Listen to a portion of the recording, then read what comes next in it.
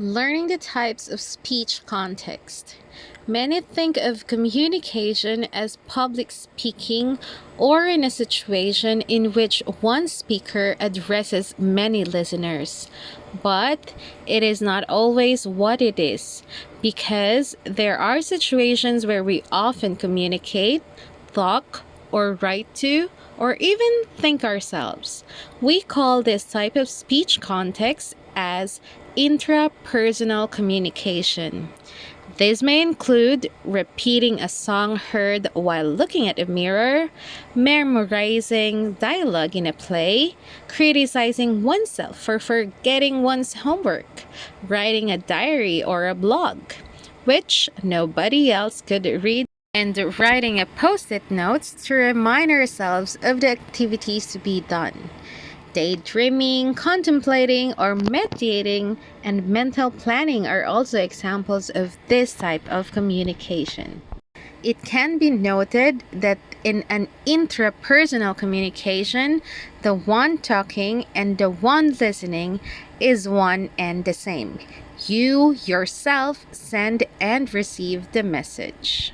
The first type of speech context is intrapersonal communication.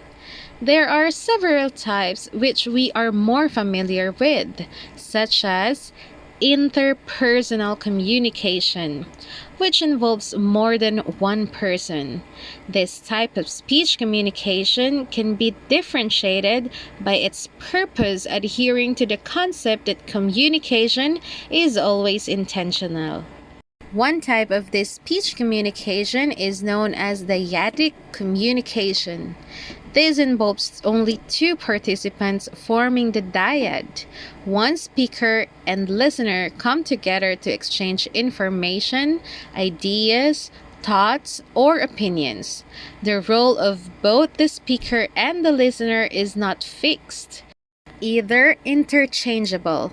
Examples of these are conversation, interview, and dialogue.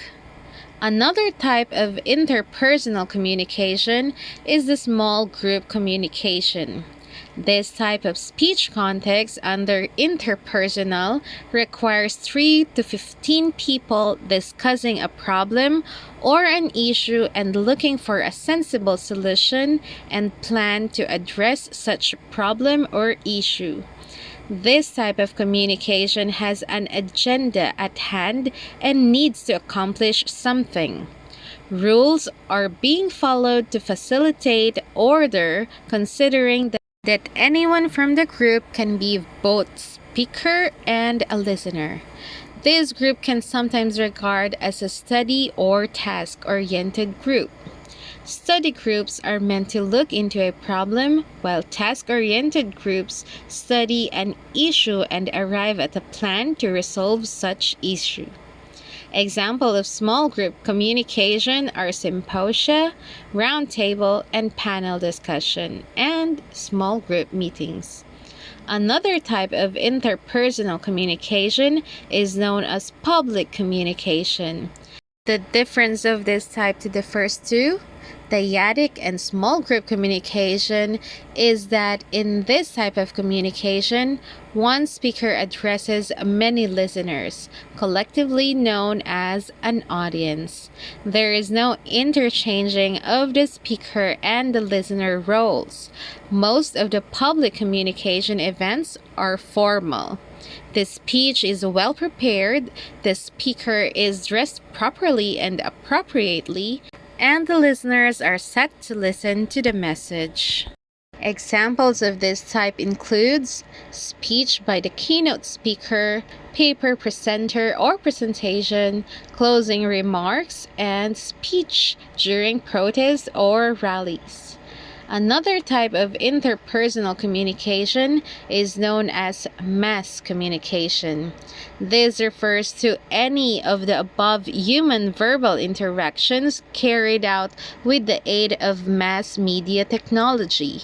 Before, mass media such as radio and television, which reach more people with the use of their technical systems.